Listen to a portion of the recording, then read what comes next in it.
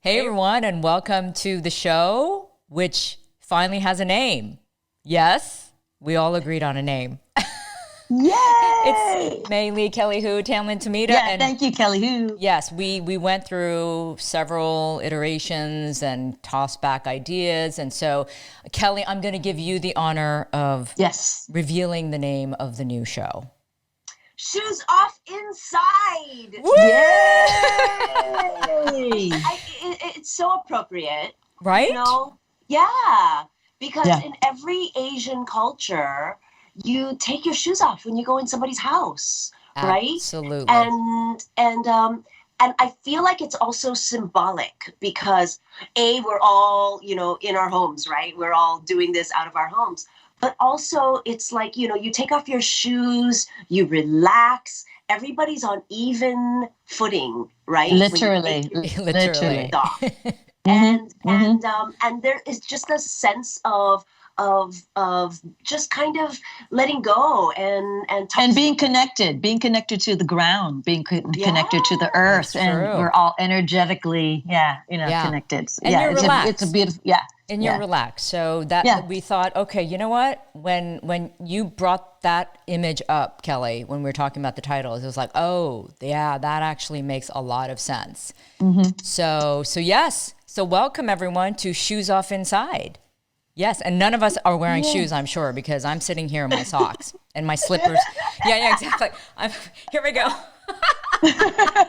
Wow, we're all so limber. And I'm actually barefoot. I know. I'm impressed at how limber we all are too by showing our feet that way.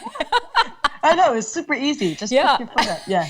Anyway, okay, so that's finalized, thankfully, because we did go through a lot of sort of taxing kind of like turmoil over this. So, but anyway, also you two have just gotten back from some amazing trips.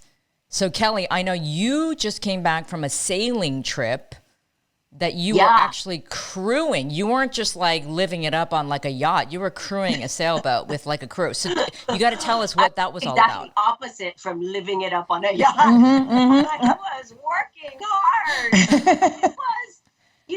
It was my first time ever crewing in a situation like this. So, and it didn't look like it. It didn't look like it. You look like you were professional. You did. Well, thank you. Yeah. I did take classes. I did get certified by ASA, American Sailing Association. I got 2 certifications for, I was like studying for a month before I actually did this trip.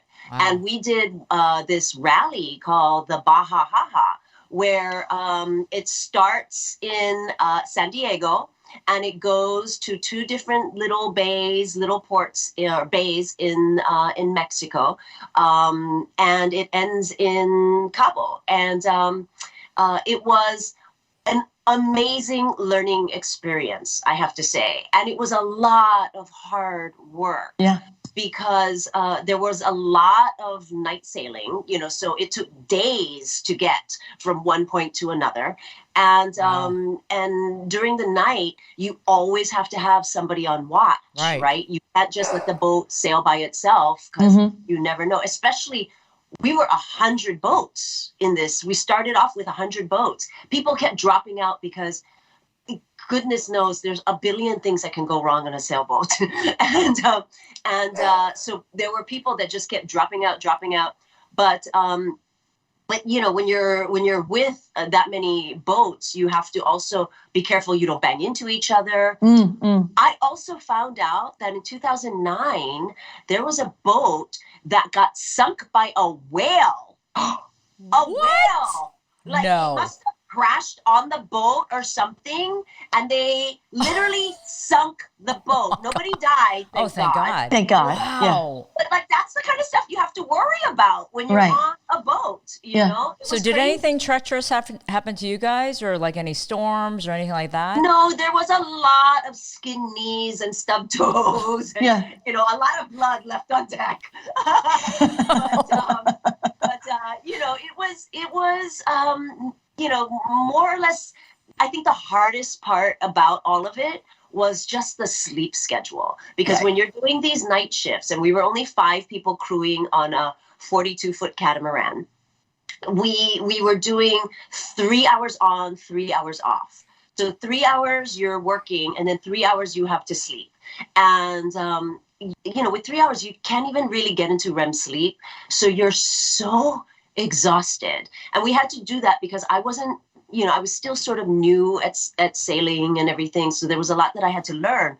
But by the second week, we were able to split off into 3 groups, because then I could sort of, head one group of, the woman that I was partnered up with was a doctor, or is a doctor, and she doesn't really know anything about sailing. So, but she could save your life, so that's a good thing. And she did, believe me. We all got seasick. I didn't know I could projectile vomit. That's something new I learned about myself. It's another skill. Wow. Well, I love that you were documenting everything on Instagram, because you were doing IG lives even at some point. So, and we were able to do it because of Skylink. We had the Wi-Fi on board, which is a new thing, right? That we're able to do that now. So it was amazing. We saw whale and schools of dolphin, tons of them. We saw them at night. They came and swam up to our boat at night. I mean, it was all such hard work, but really worth it in the end. Yeah, because what an adventure. It was just a great experience. Yeah. You know me, I love that kind of action adventure. True life action adventure. This is proving that just because, we're in our 50s doesn't mean we're dead yet, and we're still doing it all the time. Yeah, we're still doing this shit. It's great. It's great. Well, so for those of you who didn't see Kelly's videos or photos on Instagram. Oh my gosh, my dog right now. Hang on, she's totally. Oh, Eggy. Totally how old is she now? Wait. She's totally caught up in my wires. In your wires. Okay. She was She literally almost pulled my entire computer and mixing board off the table. Oh my god. Ay. She's just turned 15, and we celebrated. I'm only going to say one thing about my trip, because it's not even close to what you guys did. I went to Paso Robles, which is the central, valley of California with wine country, and it was Eggy's 15th birthday. And she's a golden retriever, so that's a pretty good thing. We won a prize for best costume for her. She won us a $52 bottle of wine. Wow! Yay. Wait! What was the costume? What did you win? She was dressed as a dinosaur, like a gold dinosaur with wings and shit. I mean, it was actually a great costume. But I think nothing to do with her age. No, I think it had everything to do with her age. Oh, the costume, yes, and also I think because she won, also because they were like, oh my God, it's her birthday. So, okay. Yeah, that was my little trip. So not as fancy and exciting. And Tamlyn, I know you went to Okinawa for a few weeks, right? Right. So every 5 years, there's the Okinawa Taikai, which means the gathering of Okinawans from around the world back to Okinawa. I didn't know that. There is the largest contingent is still debatable. It's either from Hawaii or from Brazil, because those two factions are loud and proud. Hawaii's group wore these bright lime green polo shirts, and the Brazilians, I forget, but they brought in their samba dancers. So every 5 years is Okinawan. Get out! Yes, my stepfather is Okinawan. So did you guys go to? I knew about this. I would have had him go. Did you know about the Okinawan festival in September that always takes place on Kalakaua? No. Yeah, every year, and they had their first one post-pandemic this year. So it happens every 5 years. We didn't have it last year because of pandemic. So the next one will be 2026, and all Okinawans are invited. You just should go through a travel agency, because there are planned group activities. There's an opening ceremony, closing ceremony in the open air stadium in Okinawa. And what it is just a gathering where we really celebrate what it means to be specifically Okinawan, not Japanese, because like Hawaii, it was its own kingdom. Yep. And it was just a wonderful trip, personally too, because my mother specifically requested my 3 aunties who live there to go to my mother's father's village up in the north of Okinawa, which is Ogimi. And you know how we all grow up, I don't care where we come from, but we hear, the stories of our parents or our grandparents say, you kids got it lucky because I used to walk to school 6 miles in the snow, barefoot, uphill, both ways. Right? So when my mother showed us where she grew up as a young girl post-war, literally, she actually had to walk from one end of the bay on an unpaved road to the other end of the bay where the little shack of a schoolhouse was, where there is now a really wonderful school. And it's like just imagining what that trek must have been like because they used the road.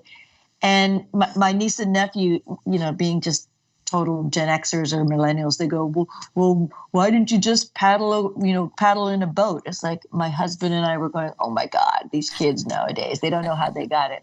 But for grandma to share it with daughter and to share it with niece and nephews, it was really a wonderful experience. And to be gathered in Okinawa after pandemic, the visas restrictions lifted from Japan. So Japan is open for tourism. Wow. The yen is weak, so the dollar is strong. And it was just wonderful to be back with family. My mother hasn't been back for 5 years, right? So how many people do they? Together. So this year they estimate about 45,000, but the previous year was 70. Wow. Was 70. And I'll tell you the most wonderful thing. And Kelly, I really encourage you, that your father go in 5 years. We're praying that my mother's healthy enough to go. She's 87. my mother's 86 now. So she got to. So this is the wonderful part. So on Sunday, before the festivities begin, there's the welcoming parade, and the participants. The visitors are the ones who walk down the street in the parade. And all the Okinawan residents line the sidewalks and they say, Mensore, or tada, or okairi, meaning welcome back. Yeah. We yell tadaima, I'm home. And they yell back, welcome back, or welcome to all the, non-Okinawa. It's such a love. That's right? amazing. It's the only parade where the participants walk because they're literally coming home. And oh my gosh! Look, in 2026 or 2025, I'll make sure to email you and your dad so you make sure you have the information to go. It's just a lovely experience. Take him on that trip. Yeah. So in Chinese, when you have people who live abroad come back, they call them the turtles. They call them the turtles. What is this? What do you guys have name for a special name? Not literally a turtle, not literally the word turtle, but the turtle or the frog, because the frog in Japanese means kaeru, means come back. And the turtle is always, I think, in all Pacific Islander countries. And I have to imagine, in the Atlantic as well, that the turtles always come home to nest, right? To lay their eggs and everything. And the only other thing that I just want to tie in really quickly is because of the explosion of the renaissance of Karate Kid franchise and Cobra Kai, is that there was a karate day as well. So the 4 schools of karate had, oh my God, it's amazing too. They had lined up 2,000 karatekas, meaning karate students, line up. It's a mile long, and they're of varying ages, of varying belts, and they all did in unison a kata together. And I was asked so my husband Daniel and my mother and I were asked to join the senseis at the head to perform this kata, to view the kata, and then also to perform 50, kiais in the meaning of peace, in the home of peace. So I was going, what am I doing? I go, no, because you're the Karate Kid girlfriend and you're back home in Okinawa, the birthplace of karate. So that was the other joyous thing. So again, for everybody who's interested in Okinawa. I studied Okinawan karate. Yeah, that would have been awesome. Yeah, so you gotta come. Come. Okay, well, Kelly, you got to mark that on your calendar in 5 years' time. Yeah. Come. Wow, what an amazing experience. I had no idea that's why you went, Tam. That's Yeah. so cool. Yeah. That is so Yeah. cool. Wow, see? You guys did all these exotic things. Me, yeah, I drank wine. You know what? I will tell you one thing. I learned something about myself. I'm 56 years old and I can't believe it. I am a really bad midday drinker. What does that mean? That you don't enjoy it? No, meaning I do the wine tasting because, you go from winery to winery. Yeah. And I just started passing out in the afternoon.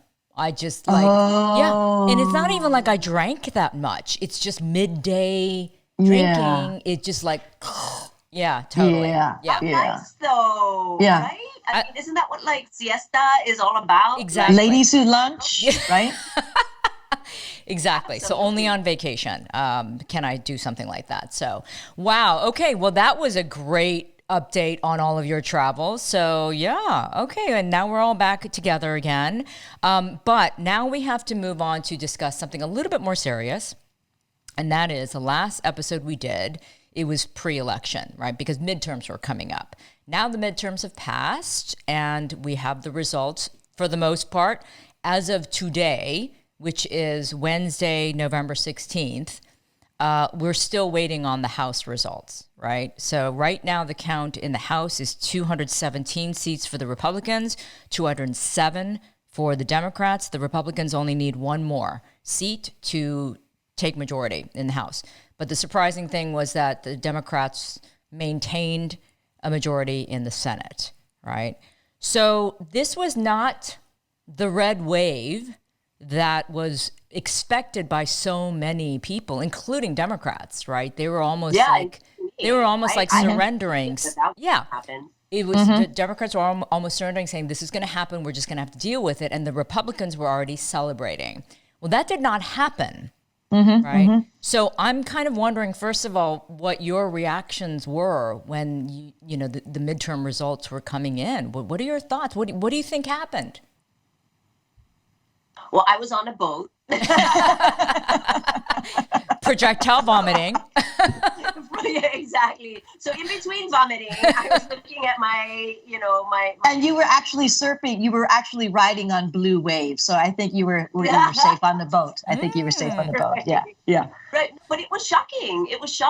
And but the three states that were late to decide were the same three states, right, in the last election that were the deciding votes, right? Those purple states. They didn't change. They stayed purple and they, were very divided equally the same way. I mean, it was not a surprise that it was those states again, because, they stayed purple. But yeah, it was surprising. I thought it was going to come down to Warnock and Walker in Georgia, and that Stacey Abrams was going to have to try to deliver. I don't know why she was able to deliver the last presidential election for us from Georgia, right? And, and the Senate, and yet she cannot do it for herself. Why? Kemp is strong in Georgia, I mean, he's very popular. And so it was going to be an uphill battle for her. And they knew it. But yeah, I actually thought she was going to come closer, but it was pretty much a landslide. Yeah, I think that's what was surprising. But I think you're both right in terms of why she cannot deliver for herself, because she gives so much for the bigger picture, which is also a noble, trait about her. But again, it says try and try again. I'm wearing a hoodie specifically because I go, I have to wear, post-elections, like it's for Pennsylvania. And it's that whole, the Fetterman campaign was brilliantly run. Oh. If you take a look, ladies, and you take a look at our other sisters of Asian descent, take a look at their digital programs. Sophie Ota and Annie Wu. They're both on Twitter and Instagram and LinkedIn as well, because they ran the digital campaign for Fetterman, and it was brilliant. Did not know that. So take a look, take a closer look, and so I'm just shouting them out: Sophie Ota and Annie Annie Wu. I think she goes by Anne Henry professionally as well. But again, it's about, I just can't believe we have to go to a fucking runoff between Herschel Walker and Raphael Warnock. It's amazing. It's amazing. But it's the groundwork. So it's about what we perceive when we get the feeds from the media and from our news outlets, because we don't really listen to the people who have boots on the ground, because that's a really minute to minute kind of thing. So I just have to place my faith in those on the ground organizations and feel that the media is just collecting what bubbles up literally and disseminates it out to the rest of the country. So I just have a lot of faith in the numbers coming out. I have faith still in the electoral system. In the voting election system. But that's why gerrymandering, redistricting is so vital to battle against, because they know the groundwork, the people who really knock on the doors and have person-to-person talks is really where their elections are at. Here's the other thing, though. What I don't have faith in anymore, and I don't think most people do now, are polls. The polls are wrong. The polls are wrong again. All right. Yep. So what happened was that the polls, where were they getting their numbers and stats? But then when the voters really went out to vote, they voted differently, right? Mm-hmm. And so here's my take on this. This midterm wasn't just about electing people. It was a vote on getting back to human decency. It was a vote about getting back to civility, right? Yeah. Because at the end of the day, yes, people care about the economy. Yes, they care about, inflation and their grocery bills. Of course, we all do. But at the end of the day, what really they cared about was humanity, was about getting back to respecting each other to a certain extent, right? Because there's been so much division and extremism and craziness that people, even if they were conservative or way left, I think most people were like, okay, you know what? We've had enough of this. Let's now vote with our head, our heart, and vote for something that really matters. Mm-hmm. And so I think that's the result. You had something to say. My mom actually lives in Nevada. She lives in one of those counties that is one of the deciding factors, right? She lives in Green Valley, which is, I believe, in Dade County, right? Which was one of those counties that had to decide which way Nevada was going to go. And she is very, very much a Trump supporter. And so she tells me literally that she thinks that Trump is the only one who can save us and this economy. So that's where they're coming from. Yeah. For my parents, it's all about saving the money, right? Saving the money, and also abortion. She's really more about abortion even than taxes, because she is Roman Catholic and she's a one issue voter. And I think that people voted for Trump or the Republican Party because they think that they are the only one who can save this economy and save our souls, basically. So that's where they're coming from. It's not about, humanity and blah, blah, blah. They think they're voting for humanity. They think that they're doing that service for all of us, right? That's that mindset. So the conservative voters, yes, I would absolutely agree with that for sure. But what this midterm showed us is that there is still a large group of the voting bloc that may be somewhere in the middle, right? Even if they are Republican or Democrat or independent, that decided that, okay, maybe we need to try to get beyond this craziness, right? And this division, and start really focusing on how to get back on track on all levels, of course. But I really do think, and analysts were saying this too, is that people were just tired of the violence and the rhetoric and the division of what's been going on for the last couple of years. And so they voted in that way to a certain extent. Now, there, of course, are going to be people on both sides that will remain staunchly in their corners. That is a given. But something happened where there may have been a little bit more compromise this time around. Yeah. Well, I think Trump really sort of handed it to the Democrats in a way. Don't beat around the bush. He fucked it up for a lot of these candidates that he backed. Yeah. Like none of them won. Yeah. None of them won. And so that is a good segue, the fact that he just announced that he's going to run for re-election in 2024 against the advice of all of his advisors, his entire team. Everyone told him, please don't announce yet. They were telling him, don't announce yet. Just wait. Please wait, because we're coming off of all these big losses.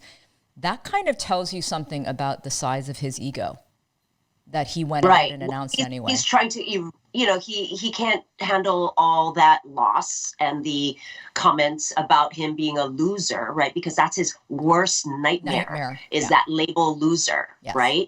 And so he wants to mask it very quickly with other news, right? He wants to sort of, get through that loser label as fast as he can. I'm not sure if this was the right tactic to take to announce his presidential bid at the I also through all these the indictments. It saves him from that. Yeah, that's another big reason why. If he's running for president, I think in his mind, and I don't know what the advice is of his team, it kind of protects him at this point. Legally, it does not, actually. If he becomes president again, he is protected. If he's a candidate, he is not protected. That's what I'm interested, because he will, again, his style is to litigate, just stick it in the court and file it. Yeah. It will protract that long period of time when those persons in power have to decide whether or not he is legally bound. Right. So it'll be interesting. It'll be interesting, but it's like. So he's saving his own skin, basically. Correct. Well, it's all about him. It's all about him again. Yeah, please. And for people who are going to probably post things, like, you just hate Trump. Let's be real. Right? Come on. He is a man who only cares about himself. Okay? He claims that he cares, but no, he doesn't. Okay? He just doesn't. It's all about Trump. It is all about Trump. Okay? So I don't know why anybody has to argue with that. But, that's fair. Everybody has their opinion, but that's my opinion. Yeah. So here's my question, though. Who do we have that can challenge him? Well, Joe Biden is saying he's going to run again. So, at this point, we're not sure. But he's so old. He's old. He's going to be up there. Yeah. He's going to be up there. Yeah. Like, really, in another 6 years, will he still have the wherewithal? That's what I'd be worried about. Yeah. I think a lot of people I'm as blue as they can be. Yeah, I think a lot of people are. I have to admit, we don't have a very strong candidate out there. I feel like we don't have an Obama. Oh, no, we miss him so much, don't we? We have Michelle, though. Can you imagine? Okay, this is my dream. She didn't want him to be in politics. I know. This is my fantasy. Just hear out my fantasy, okay? Michelle for president, Barack as her running mate. Because he legally, by law, he's allowed to do that. He can be a vice president. I would die. That's just my fantasy. I know it's not going to happen. It's fine, but it's just my fantasy. But yes, we don't have an Obama. The Democrats, the mistake, the Democrats, this is my criticism about the Democratic Party. They never are prepared. They never seem to be prepared like a well-oiled machine, like the Republicans always are, right? Like them or not, the Republicans always have a very direct focus. They don't meander. They're not all over the place. They're very focused in their mission. Because they only have one agenda. Correct. It's all about themselves. So it's not about thinking about democracy. It's very focused. And the attitudes of others. Yeah, absolutely. So the Democrats try to be all things to all people often, and that's where we get, they get lost. And so therefore, even with a viable candidate, there isn't somebody who they have been grooming to take over that role. So that's, let's see what happens. But we can talk about this forever because I'm always obsessed with politics. But anyway, we have to get to the main story of this episode, which is to celebrate the greatness of the legendary Anna May Wong. Yeah. As most of you know, she is now featured on a U.S. quarter. the first Asian American ever to be featured on U.S. currency. So that's huge. And we all celebrated that fact when it happened. I tried to call the bank to try to get some quarters. They told me they didn't have any, but they might be getting some in. So I have to call them back today. But Kelly, you heard that you can only get them through the U.S. Mint. I'm confused. I didn't hear that you could only get them, but I hear that that's the best way. So that's the best way. Coins, right? We've been collecting coins for especially recently, and so my brother's always ordering coins and having them. They send coins through FedEx. Can you believe that? You can order a coin that's worth thousands of dollars and they'll send it to you like through FedEx. I wouldn't trust that. Okay, yeah.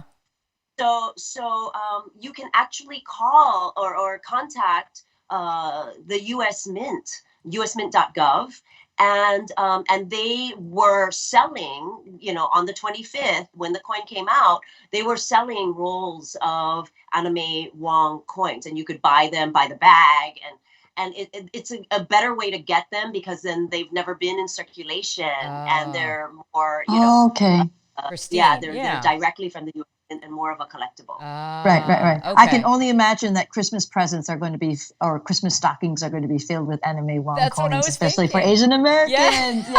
Yeah, right. I know. So I want to get my hands on some. So I'll give you guys an update when I call the bank again today to see if that I can somehow go and get them. But anyway, so we wanted to talk a little bit more about Anna May Wong, the person that she was and why she was such a trailblazer. Because really, people know the name, but if you ask the average person, can you tell me about her life, why she was so unique, they really wouldn't be able to answer that question properly. And so we wanted to get an expert on to talk about who she was. And we got Dr. Shirley Lim. She's a professor at Stony Brook University, but she's also an expert in women and gender studies, Asian American studies, and she's written 2 books on Anna May Wong. Her latest is called Anna May Wong Performing the Modern, which came out in 2019. So we thought we'd call on her to kind of dig deeper into her Anna May Wong story and all the good stuff that she's done and what a badass she is. So here's that interview with Dr. Lim. Professor Shirley Lim, welcome to the show. So good to have you. It's such an honor to be with, 3 amazing goddesses of the screen, news, television, movies. And let me start off by sending a shout out to my students. Hi, students. Well, I'm sure they appreciate you for all that you've done in the academic world. Well, listen, there's a reason why we invited you, because you are an expert when it comes to the great, legendary Anna May Wong. And as we were just saying, we know that she's now on a quarter, which is very significant. So I have to ask you first and foremost, given that you are an expert, how did you feel when you found out that she was going to be featured on a U.S. quarter? I was very, very excited because it was the pandemic and the U.S. Mint reached out to me because they knew they were going to... Exactly, right? Wow. This is what makes being an academic so cool, or an academic who works on Anna May Wong. So I knew way ahead of most people. They reached out to me. They wanted to know her backstory. And they said, we're thinking about putting her on a quarter. So then I spoke to Greg Weinman, the senior legal counsel at the U.S. Mint, and he gave me some further details about what was going to happen. I'm just like, oh my gosh, finally, we are being honored on a quarter. It was just, so ever since then, I feel like it's just been this really, really amazing, almost surreal experience because, I personally have been doing research on Anna May Wong and have been in love with her for decades. And I feel like I've been sort of toiling in some obscurity that she doesn't get the recognition she deserves, as you all know. And then finally, she's like exploding like this, right? Yep. Mm-hmm. Yep, exactly. Well, I wondered then, why were you so obsessed with Anna May Wong? What was it that triggered that interest in you? Because you've written 2 books now about her. Absolutely. So I started my obsession. It sounds like I'm a stalker. It's not quite that scary. So I started being really interested in her because I was a graduate student, a PhD student in the history department at UCLA. Look at Tamlyn. Not a PhD, but history at UCLA. Yeah, I didn't realize you were history at UCLA. Yeah. Oh my God. Yeah. Okay. Sorry. So, When I heard that, I go, oh my God, sister. Yeah. You are totally a sister. Oh my gosh. So at the time I was a graduate student, the stories around Anna May Wong were that she was not important, that she died all the time, and I was like, oh, okay. But being a geeky grad student and being at UCLA, UCLA has the Film and Television Archive, and they also have Paramount Studios. So I went and booked myself an appointment. At the time, there were those dusty flatbeds in Hollywood. So you had to have a tech person come and load up the 35 millimeter so you could watch it, right? So, and the first movie I watched was King of Chinatown. So here's Anna May Wong. First shot of her, she's playing a surgeon, right? She's not playing a marginal character. She's playing a doctor who's being offered the position of head resident. So I'm like, this is mind-blowing. This has nothing to do with that marginal woman who always dies. She's a friggin' medical doctor. Right. And it was like, there's a deeper story. So that's really what started it. I was like, wait a minute. What I'm seeing in her film work is not the same thing or the same way that they're thinking about her as an actress, as a Chinese American trailblazer. It's like, wow, this needs to be written about. This needs to be talked about. And here I am. That's amazing because, like you say, we only think of her as being this sort of sex symbol, right? One of the first Asian American sex symbols. And yet she was so much more than that. She was, as you say, a trailblazer. But she was also international, she and she was very accepted by other Hollywood actors. She had a lot of friends. Marlene Dietrich, right, was one of her friends that she had worked with. She had dated a lot of Hollywood, like some of the biggest Hollywood actors of the time. And so even though there was sort of a lot of racism in the writing, it seems that socially she was very accepted in Hollywood. Absolutely. And I think that it's so, and you all have perspectives on this, of course, but I think it's very easy in a sort of a male-centered culture to devalue women's work, right? To reduce her to roles that Hollywood expects her to play, instead of sort of seeing the richness that she brings to the roles, as well as the complexity of being a career woman trying to forge her path in a difficult industry. So I just find so much to admire about her. So yes, absolutely, Kelly, trailblazer, as you all are as well. But one of the things that I found surprising, because you always think of Anna May Wong as this Chinese sex symbol, and they make her feel so foreign. Right. She is American, and not only was she born in Los Angeles, right? Right. Her parents were born in California. Right. Like, she is generational, like Californian. Like, what is that considered? Third, second, depends on how you count it, right? Yeah. But people always think of her as being like from China and being so exotic and foreign just because she was Anna May Wong, because of her look and her name. But she was American as apple pie. Right. 100% right.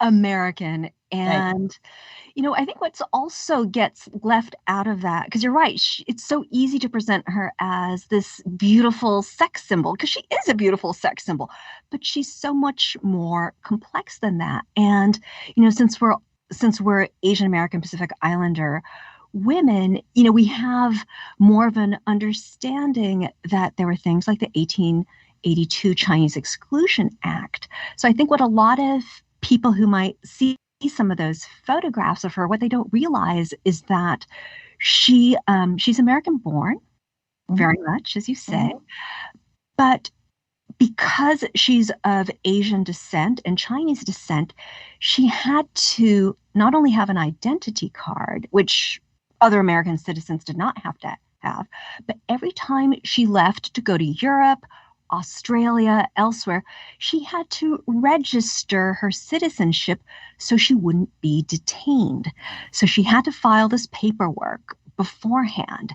So there's also all of these struggles that she had to face in order to become that celebrity, to become that icon, become that, that figure that, is so amazing. There's such a richness and complexity to her life. Wow, that's kind of amazing to be able to hear about the necessary documentation that she had to prove of herself as a person, not just only as the celebrity or the actress Anna May Wong, but the whole registration process. And she was not excluded from that. I mean, I'm sure that was necessary for all Americans of, foreign-looking visages to be to have to register for that kind of fact. But I just want to go backtrack as to exactly what Kelly was saying, is that she's an American-born person, and that the stories that were limited to her were the exotic lotus, the sex symbol. And there's nothing wrong with being portrayed as a sex symbol. But again, what you said, Dr. Lim, was that she was much more than that. And the example of King of Chinatown, which I've never seen, you were lucky to have seen it at the Paramount Studios, because when I got to see Toll of the Sea and the other two that were at the Microfiche at UCLA Film and Archive. So that was my introduction through Dr. Bob Nakamura in the class Asian American film. So I predate you. So this is the 80s. So when the whole Paramount lot of their films, and I had heard about them, it's like, oh my God, I should go see. But again, to know that, Anna May Wong is such a fixture now. She's a foundational figure in Asian American history, not just in arts and entertainment, but in Asian American history for what she had done, not only as an actor, but as a political activist, as a person who tried to push the envelope for those Americans of Asian descent here in America as well as abroad, and working the resistance and, all the gender kind of bending,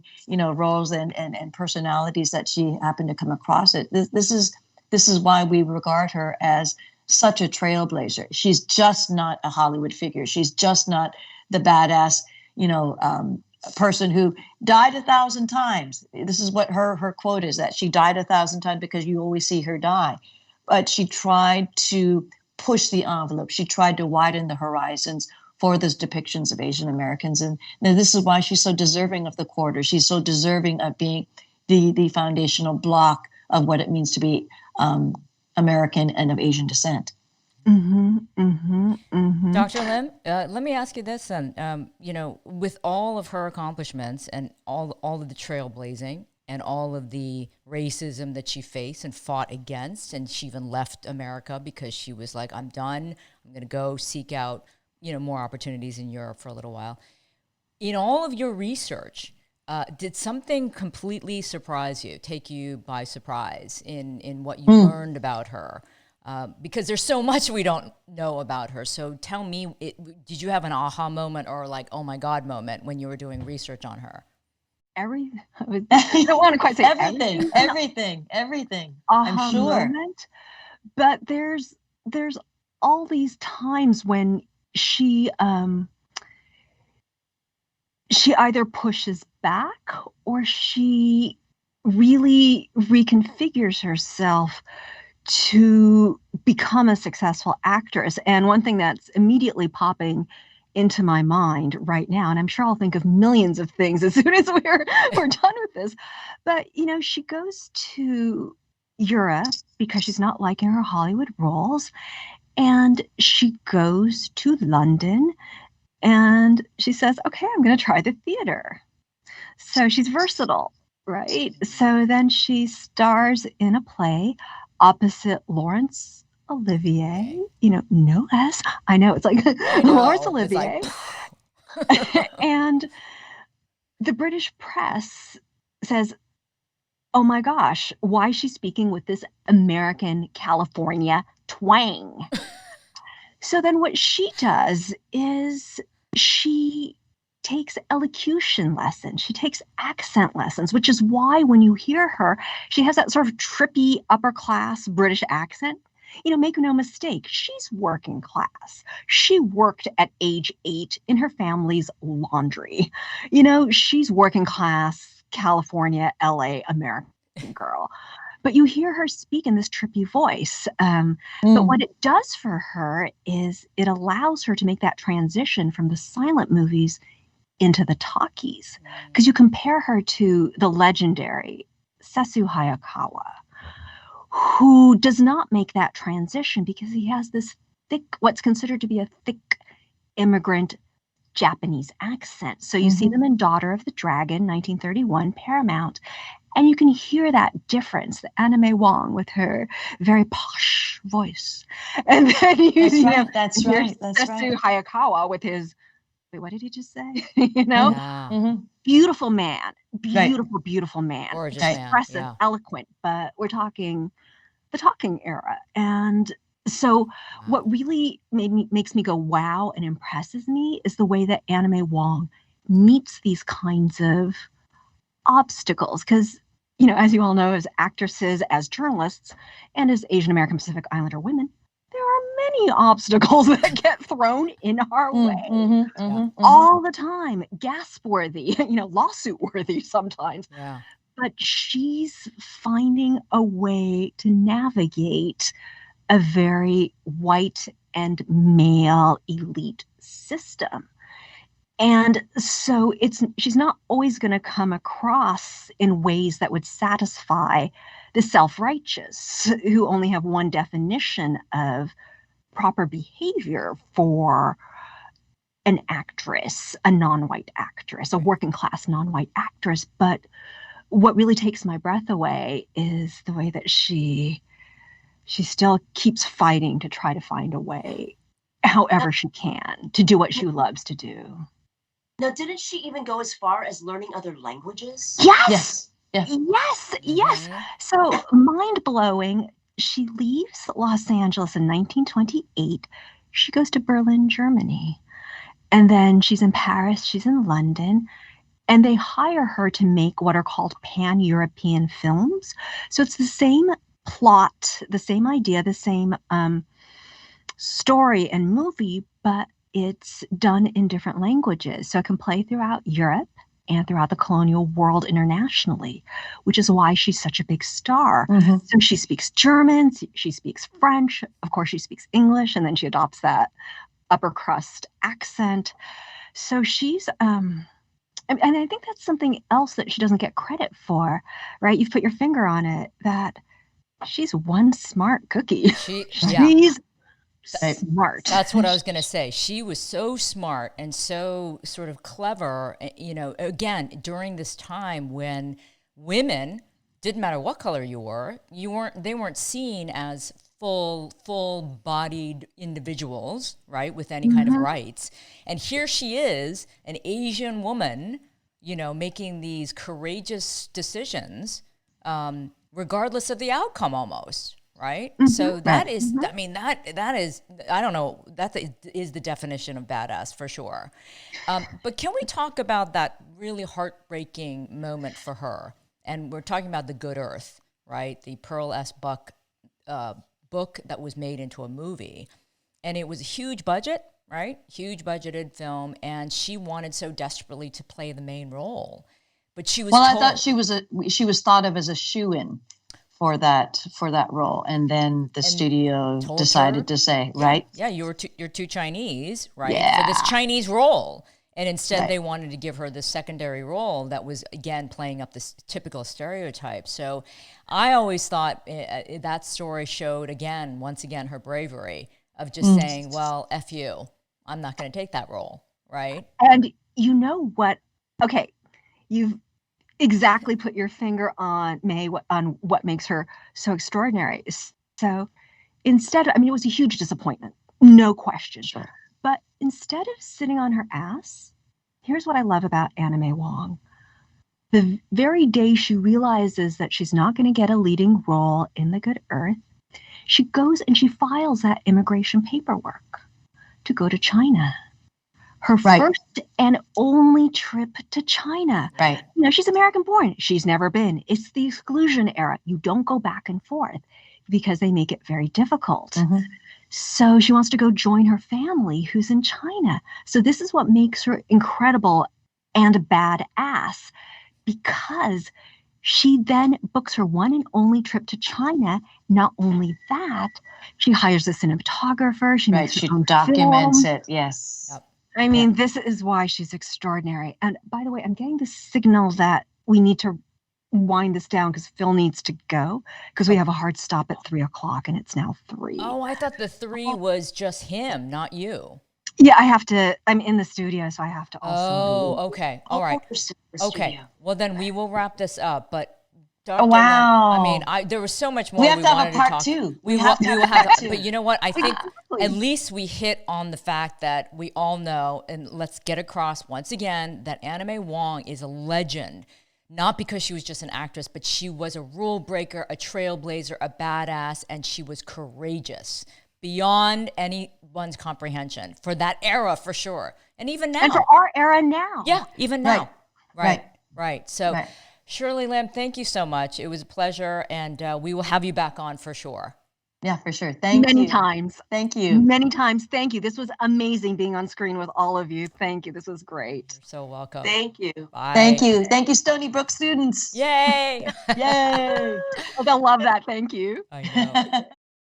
Okay, that was great. And I love the fact that we learned something new about Anna May Wong, and, you know, the fact that she you got to have her back. We have to have her back, May and Kelly. I know. She's just wonderful. She's just, again, you know, to say Anna May Wong is, you know, she started this all. She started us all in terms of, in terms of storytelling. When people come up to you and go, "Oh, you're such a trailblazer." Yeah, it's like, no, Anna May Wong was a trailblazer. Yeah, we're just little piddly stepping stones, you know, that you know are able to walk in her footsteps. Well, but you know what? What an incredible information treasure trove Dr. Lim is about Anna May Wong. I'm wondering, the question I wanted to ask you guys, and I think Shirley wanted to talk to you further, the two of you, because you're actresses in Hollywood and Asian American. I mean, did Anna May Wong have a profound impact on you as young actresses, or even now, right? I mean, but did you know about her when you were starting in this business? Yeah, I'm sorry, just really quickly, because I did get introduced to her through East West Players and Dr. Bob Nakamura, who is my professor at UCLA history in Asian American film. And knowing that they were an archive of films of Anna May Wong, I immediately went back. And this was before I ever entertained the idea of becoming an actor. And she became just an Asian American icon, not a role model for me to look up as in terms of an actor, but just as a woman. Yeah. And that she went of her own volition, of her own choice to really strike it out on her own and expand her own horizons. She's on equal par with Marlene Dietrich. She's on par with Josephine Baker. She was the female counterpart to Sesu Hayakawa, Rudolph Valentino, all these, you know, wonderful, exotic, you know, foreign kind of Greta Garbo, all these foreign actors, you know, in contrast to, you know, Errol Flynn and Mary Pickford and all the Americans. Anna May Wong was American as apple pie, as Kelly Hu said. This is the fact that we really need to nail down, is that she is one of us, and not those who look like her, but all of us, because she was a real trailblazer in really lighting the fire, lighting the way for so many of us storytellers.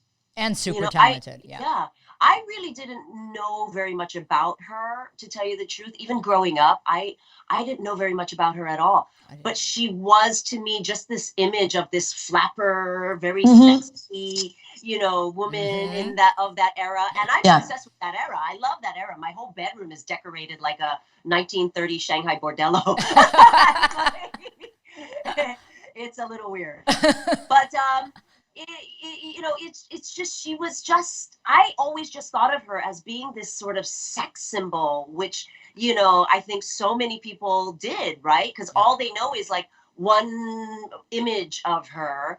And you know, I didn't know anything about her film life or really what she's done. I think the thing that people know most about her was that she was, you know, more scantily clothed in, you know, this film. I remember, what was Shanghai Express with Marlena, and she yeah, was, and which was, she was very it was with the black boa, and she's talking like this.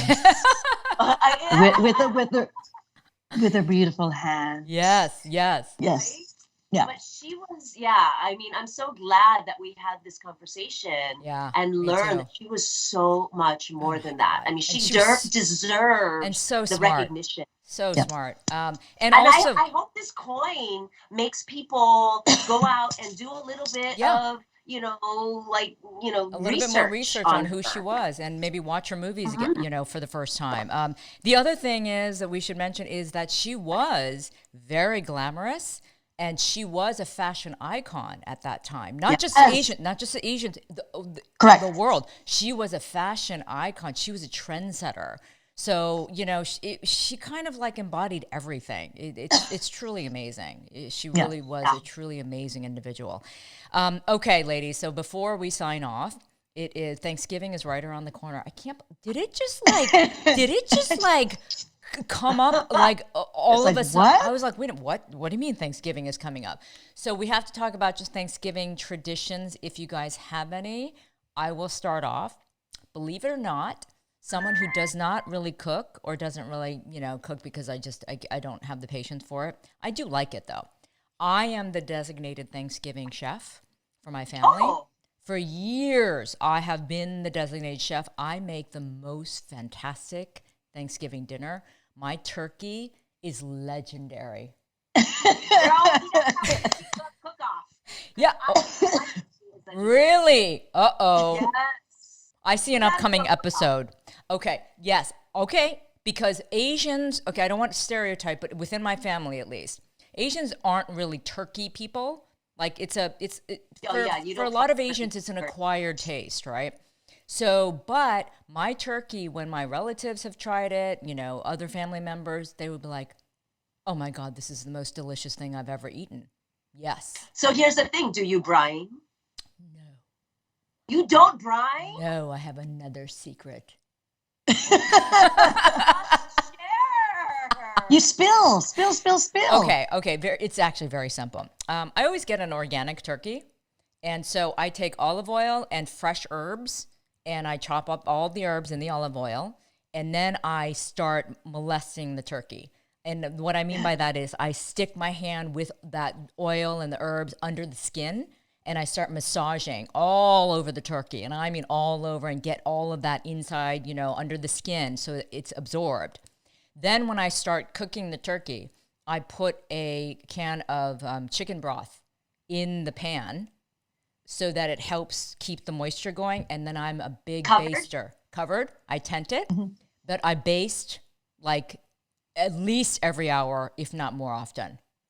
I baste, and I'm telling you, the turkey comes out so juicy and so moist and so delicious. I never have a dry turkey. So. Me neither. I brine. I brine. I've never brined. You wet brine or you dry brine? Wet brine, bourbon. Oh, girl. Brine.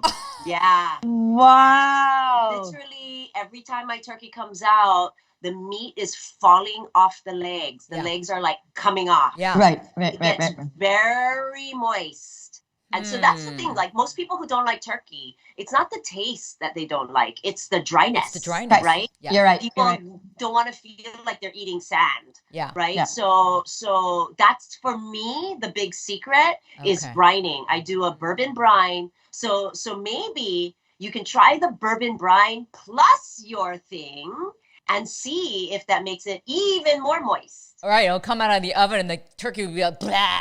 Yeah. It'll be so white. Yeah. Okay, and Tamlyn, what is any tradition? I am the blessed child of many cooks in the family, so I've never had. Actually, my Daniel has cooked a turkey, and it was quite delicious. But he says it was dry, and I go, no, it was still delicious.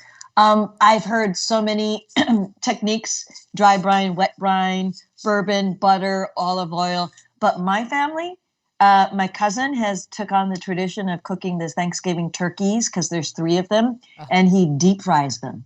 Oh, deep fried is the best. I've never had fries, that. yeah. I've never tried Yeah. that. I mean, It's pretty good. It's pretty good, but we're used to that, the roast turkey, and so I think that's why my Daniel is going to, he's going to continue trying to perfect his recipe of doing that. But I think from what I'm hearing too, we're Asian American gals, and I think in my family I can attest to the fact that Thanksgiving is the most American. Turkey, mashed potatoes, yams, sweet potatoes, green bean casserole, corn soup, everything is totally American or traditional. Yeah. And then Christmas starts to become that blend of Asian, Japanese, and American foods. And then New Year's is full on Japanese. So, and then you guys, celebrating Lunar New Year, you get the double of celebrating, the true Asian New Year. Yeah. So it's that kind of sequence of holiday eating that tends for us too. I will admit,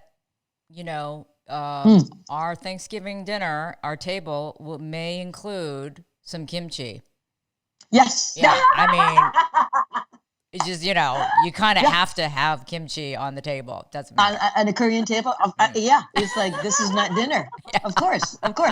That's well known. Yes. That's well known. So there's a little bit of Asianness on the table. For sure. Yeah.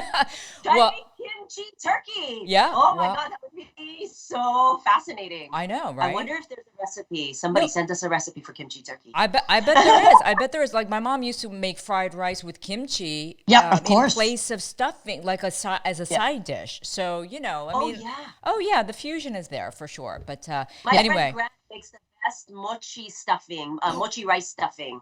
Oh, that's interesting. Yeah, mochi rice stuffing. I've heard. Yeah.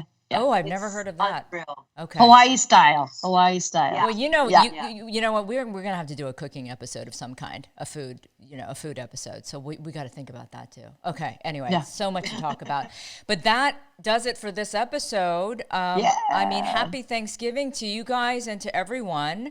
I mean, happy Thanksgiving. Thank you, holidays. May, for bringing Kelly and I together on your show and just talk story all the time. No, it's our great. show. No, this is not my show. This is our show. This is our show. Yes. Out of your brain. Well, my 2 brain cells I rub together. So, all right. Well, listen. Happy Thanksgiving. We will see each other. Oh, so just to let the audience know, so we're in the beta stage of the show. So that's why we're only doing a show every month, and we're going to do another one in December.